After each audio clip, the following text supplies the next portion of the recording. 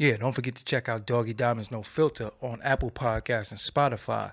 If you've never been there before, the links are right below in the description box. You just got to go right below, click on whatever you choose, Spotify, Apple Podcasts, Stitcher, whatever your preference is right below in the description box. Also, for only $100, I'll promote whatever you need on my social medias and website. That's my Twitter, Facebook, Insta Stories, YouTube community, and my website, like I said, www.doggiediamondstv.com. Hit me up on Instagram at Doggie Diamonds for your promo. Serious inquiries only. And if you're not getting the notifications, that's partially becoming your fault right now, because you just have to go to www.theinterviewking.com and sign up for the email list to get new content. It's that easy. That's all you have to do. Let's go.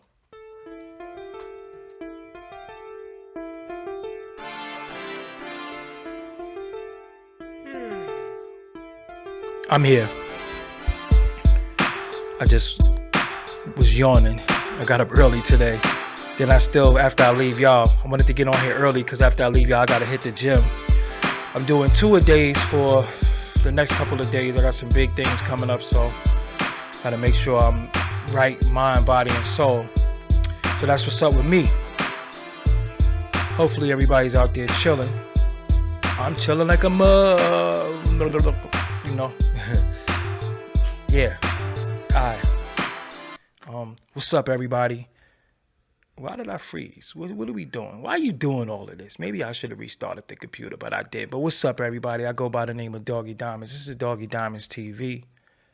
This is Doggie Diamonds No Filter Podcast. I am your host, Doggie Diamonds. I am chilling. I am here. I haven't seen y'all in a few days. I put out some content, but I haven't been live in a few days because celebrating my B-Day. And all I've been doing was I ate ice cream twice.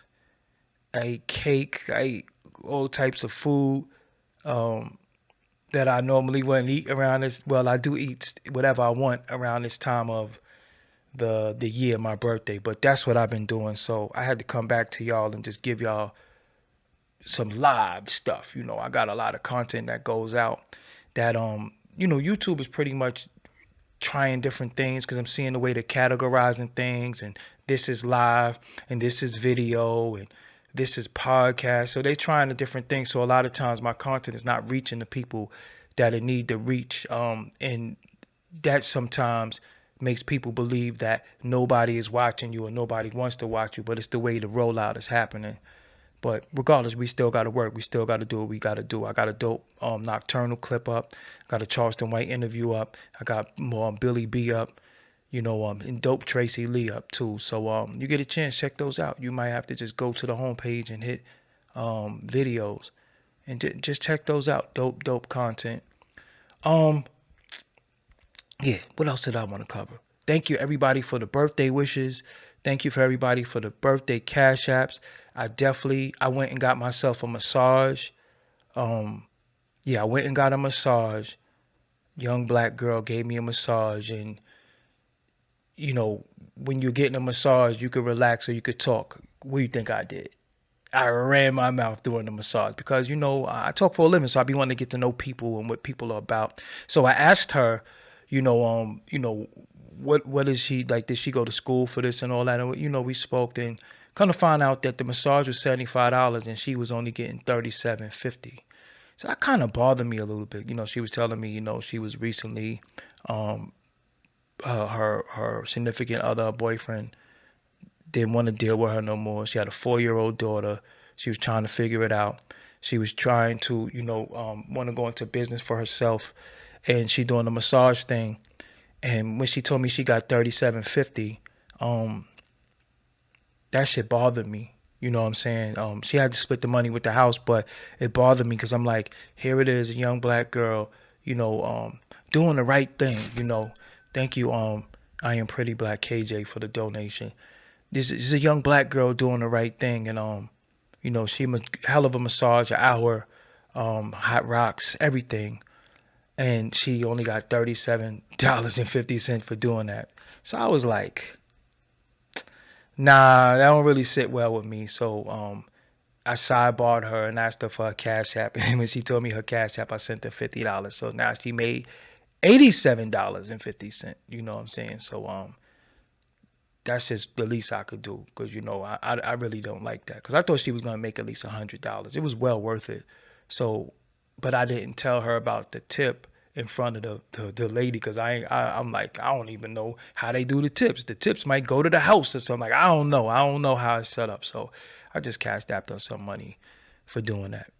Like I said, young black woman with a 4-year-old, trying to make it in this wicked, wicked world is very tough. So that's the least I could do. So I enjoyed my birthday. I had me some Cold Stone. Y'all know, if y'all know me, I ate my chocolate devotion. I had some cake. Carrot cake is my favorite cake. I had some chocolate devotion. I had some carrot cake. And I was just chilling, just chilling, just soaking it all in. This is my born day. I didn't go to I wasn't going to go to Hooters, a titty bar or something like that. I was going to do. I was going to do it. I normally don't do stuff like that, but I'm like, it's your B-day. You by yourself, live it up. But then I was like, nah, that ain't it. Intelligent Savage, thank you for the donation. So I didn't do it.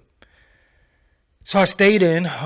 The next day I ate more ice cream, and I just been I ate good yesterday, but I ate what I wanted to today. So like within the next few days, I think before this week, I'm done. By Saturday, I'm done pigging out.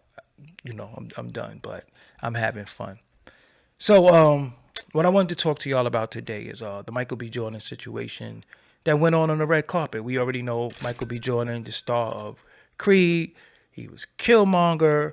He was also the kid in The Wire. He was on The Wire. That's the first time I ever saw him.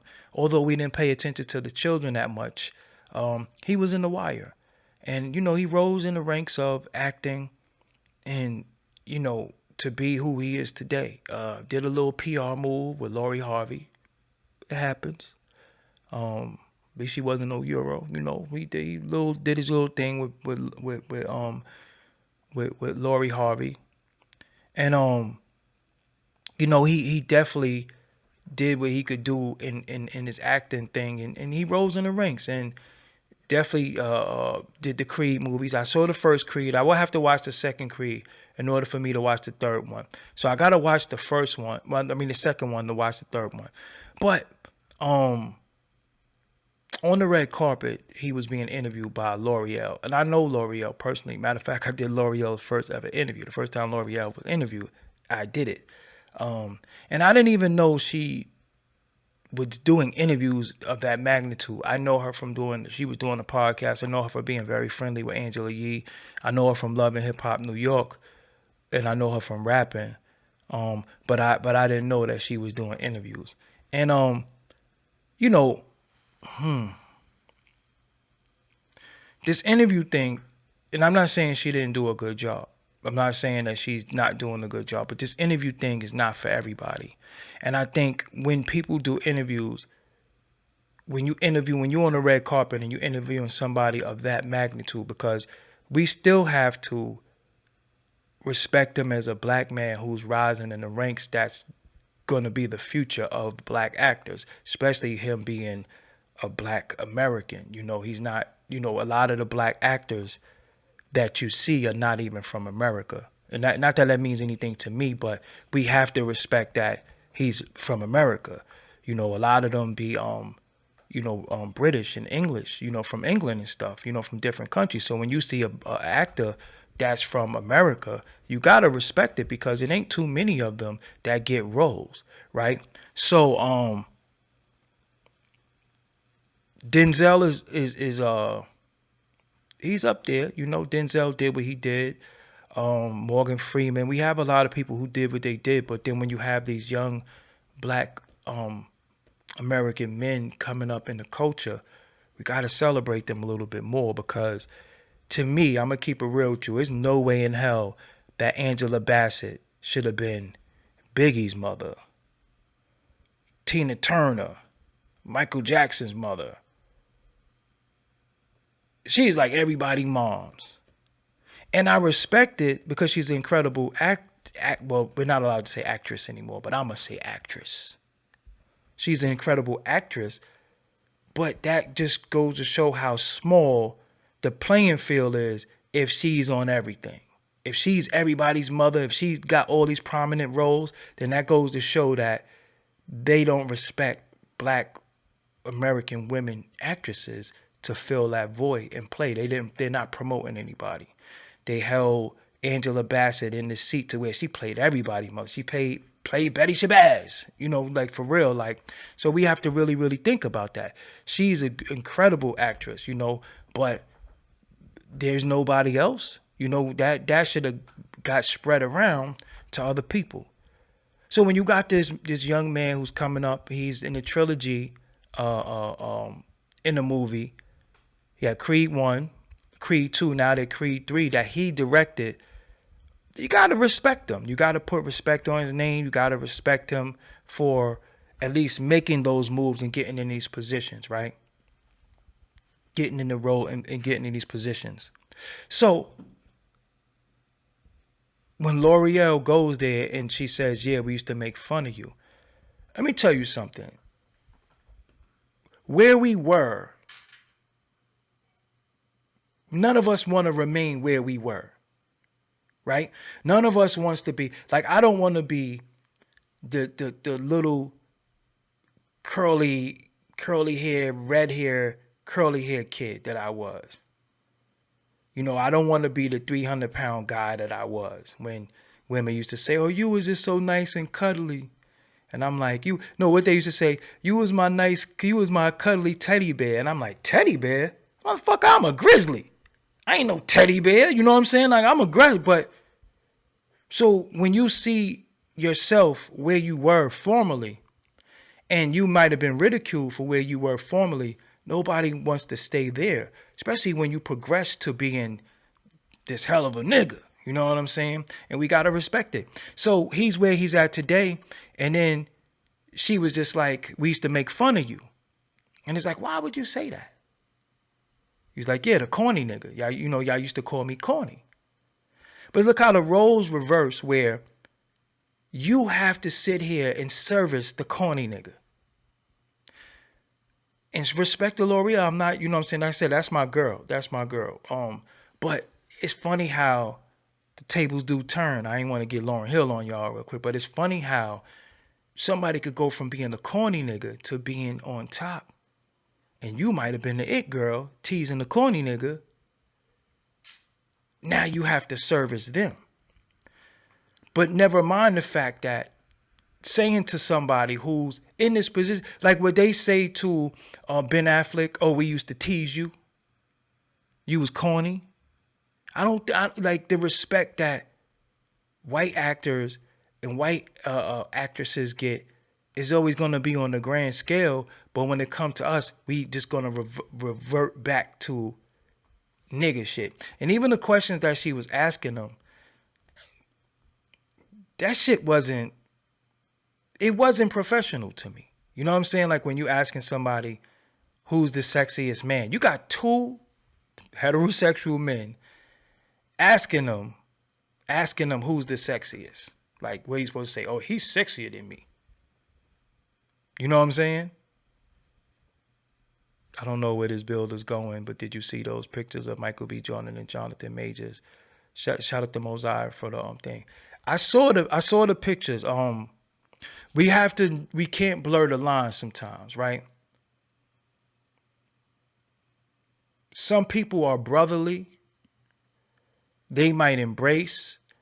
They might be close. And if I hug somebody and that picture gets snapped, then that could look like we sitting there kissing or something like that. You understand what I'm saying? So we can't take everything as some fun boy shit. But them pictures Jonathan Majors took, I ain't touching that. I already put something out on that. I think that shit was weird. That's just me. But again, what I want to say is that you can't be unprofessional when you're dealing with professionalism, because even though he's a black actor, even though he's supposed to be hip, we can't always come at our people with unprofessionalism and some nigga ghetto shit. You know what I'm saying? Like, you can't always come with these questions that's going to be like, oh, you keeping it real, that stereotype shit. There's no white voice in me. There is no talking white. There is no getting around white people and changing my vernacular and how I talk. I don't know how to do that. But what I'm not going to do is be overly black around black people. I'm not going to be around black people and be like, nah, me and your son, because I don't do that shit. You've never heard me. I don't even use son. I never adopted that word. And I'm a Brooklyn dude through and through. But I never adopted that word. I never liked that word. You know, so again, I'm not going to be around my people and just be overly black or think I gotta speak with ebonics and slang and all this shit, because it's very unprofessional, because I gotta look at this man and hold this man with the same esteem that Sean Connery was held with, that Robert De Niro was held with, that Al Pacino was held with, because if she interviewed one of them, she wouldn't have said no shit like that. You know what I'm saying? She wouldn't say no shit like that. So we got to be mindful of when we talking to our people, let's hold our people up, especially when they doing great things, because we quick to kick our people in the ass or just try to make them. So again, this is a man who did one movie, did second movie. Now he's directing the third movie. And you're going to say we used to tease your name. You was corny. Fuck you do that for? Why would you do that? Why would you do that? You know, and then she asked him a bunch of questions that was just real weird and wacky to me. Like, and then at the end, what she say? You're not corny no more. You heard that shit at the end? I'm like, see, now if he had a backhander, we'd all been like, why you hit a woman and all that. But it's like, why would you say you're not corny no more? Motherfucker wasn't corny when this is his red carpet. This is his red carpet. You're here for him. You're here for him. So again, when you trying to be funny, or you trying to be hip, or you trying to be urban, that shit don't always come off right, because we got to look like, yo, listen, yo, you made it. You know what I'm saying? Because again, we got to hold this man like, yo, this is one of our great Black American actors that's on the come up. That's definitely the next man. You understand what I'm saying? So with us, what I don't like is that we always going for a viral moment. We always going for a troll moment. We always going for a moment where, you know, we going to get clicks, likes, and views. So we say shit and do shit to people that maybe we shouldn't say shit and do that shit to. You know what I'm saying? So at the end, and then people were saying he handled it wrong, but I don't think he still answered all her questions. He still answered all her questions. He still was pleasant. I don't think that he had any attitude. I didn't sense no attitude. He was just like, yeah, y'all was calling me corny.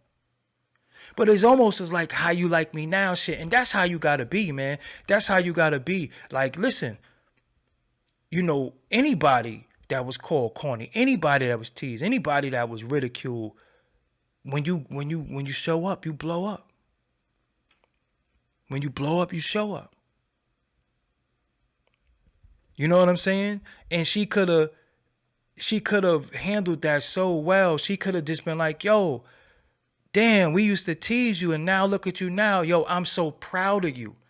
That would have changed the whole energy. That would have changed the whole dynamic of everything. But when you're doing these interviews, when you're doing media, you have to be a veteran. You have to know what you're doing.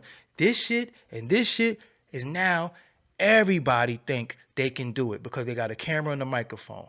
And this is the problem. Like I said, I want to hold Michael B. Jordan in the same space as we hold Denzel. Eventually, because he got a long way to, meet Denzel. But he's on his way. So you don't ridicule somebody. And they're humble. Because truthfully, if he had said, yeah, how you like me now, bitch? We would have been mad. Oh, he called a black woman a bit weak. But see, again, the problem with our culture is that when people throw shit at people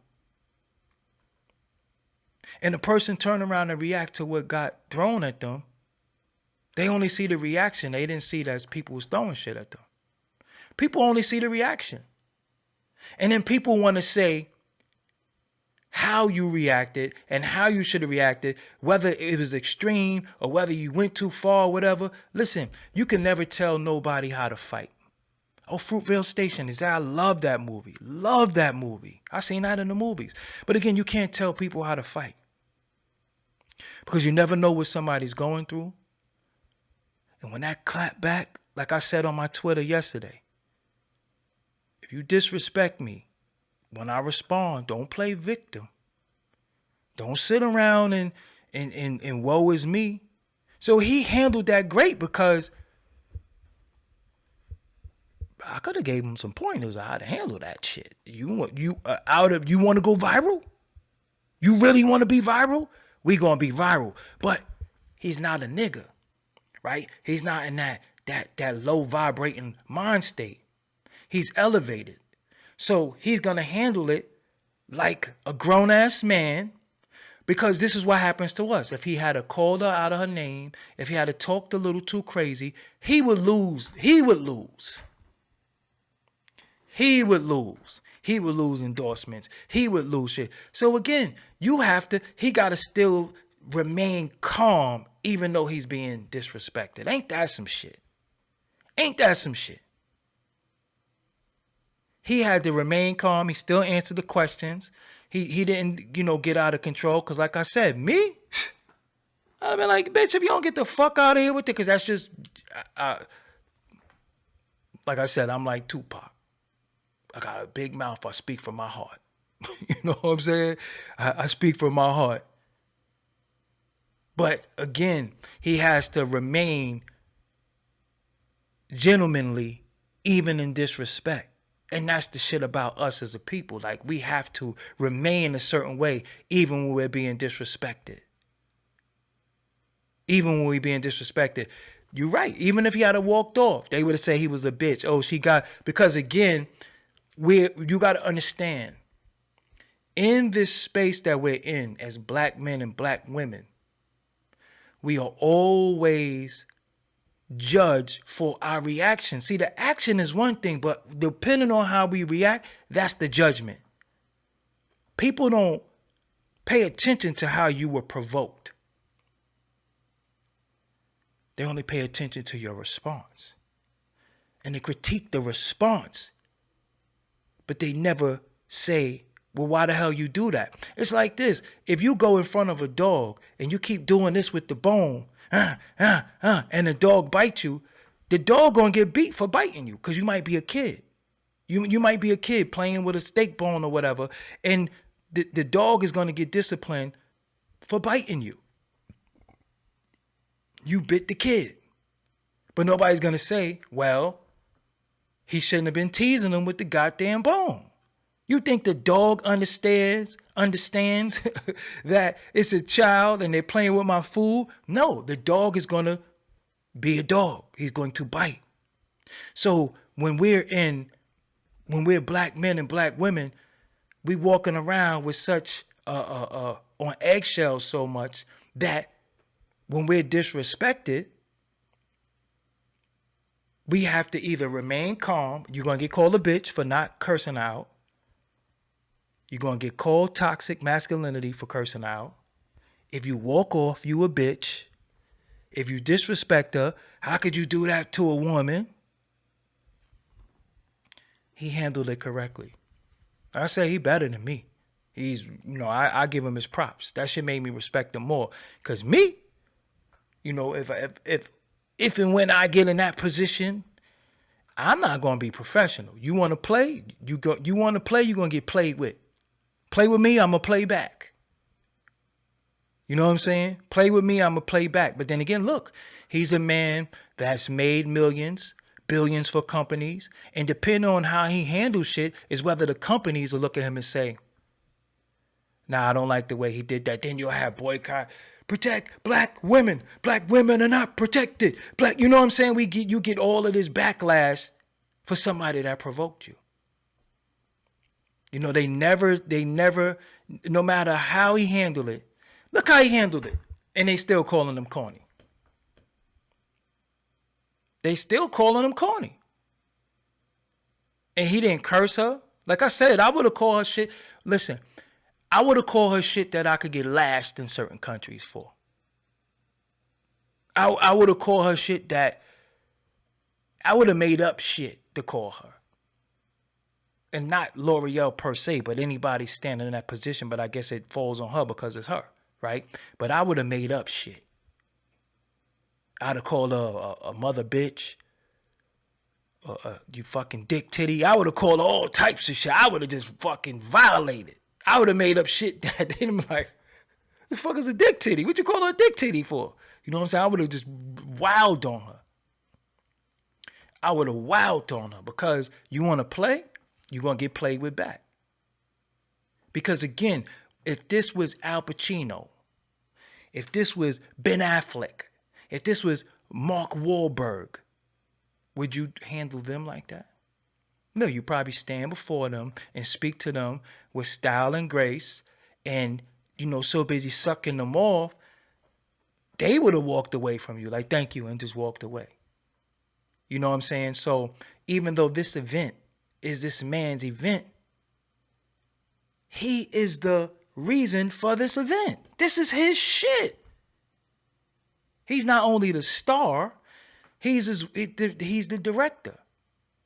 Why is he not getting the respect that he deserved as the man that put this whole event together? Why is he being trolled? Why are we talking about this? Why is this a talking point? Why is this a talking point? And I'm only making it a talking point as a lesson to sometimes, and I'm going to tell y'all again, I've been tweeting it and I've been saying it, and you see the result of when you don't do this shit that I'm about to say. You see the result when you don't do this shit when I'm about to say. Sometimes you got to leave people the fuck alone. You keep poking people, you keep fucking with people, then when they react, you can't go in the corner and cry. You can't be like, that bottom lip can't quiver, because you could have just left them the fuck alone. And the thing is, when you fuck with people and people don't respond, sometimes that's for you. Sometimes them not saying anything is to save you. But what happens is, when a person don't respond, you become more pushy. You taking them as being passive, and you get more aggressive with them being passive. And then when they respond, that bottom lip quiver. When you could have just left them the fuck alone. At the end of that, she should have never said, you're not corny now. You're not corny now. He wasn't corny when he fucking stood before you. You understand what I'm saying? He wasn't corny when he stood before you. So again, when you fuck with people, when they fuck with you back, then what happens? Look at him, wrong, he emotional and corny. Emotional and corny about what? Because I didn't see him being emotional and I didn't see him being corny. But see, this is what I'm saying. No matter what you do, Tupac said it, they gonna hate you for whatever you do. Because he could have smacked the shit out of her. Because if you want to, listen, I don't condone that. I'm not suggesting that. But if you want to treat me like a typical nigger, if you want to come to me with this nigga shit, well, part of this nigga shit, ignorant shit, is me smacking the shit out of you. He wouldn't have done that to no white woman. Y'all say the stupidest shit, but I be knowing what channel y'all come from and I know who y'all watch, so I just know why y'all dumb.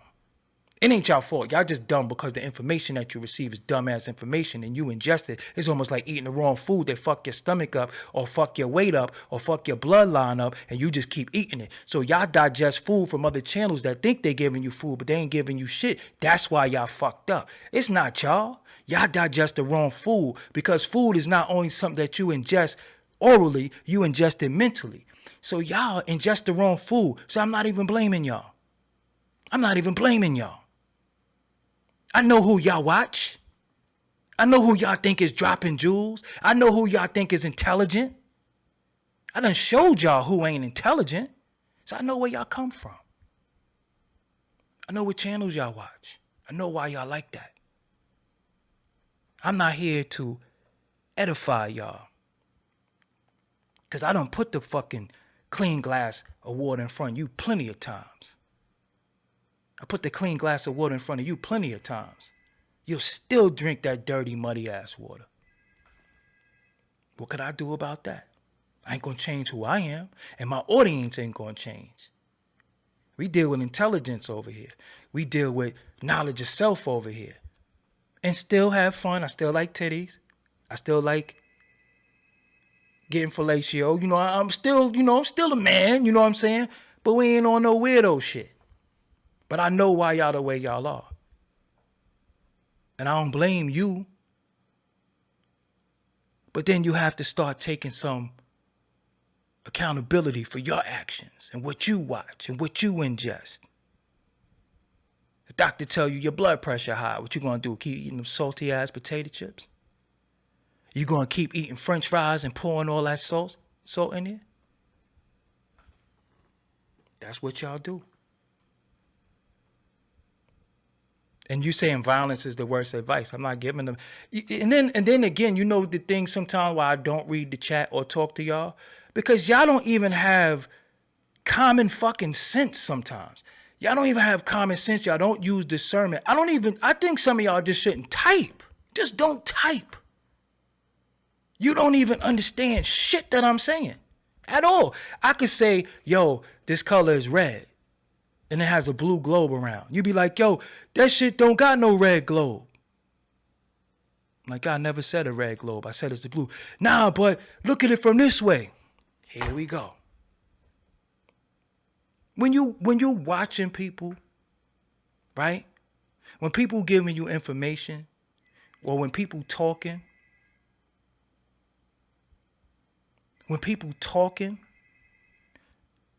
I told y'all before, listen and silent have the same amount of letters and is interchangeable. Sometimes you have to stay silent to listen, right? And you can't listen if you're not silent. That shit is common sense. This shit is common sense. But the problem is, again, y'all listen to dummies and you sit there silent when you should be correcting them. Anyway, y'all be making my day because I ain't going to do nothing but go in there, get myself together, go hit this gym with a vengeance, and love life.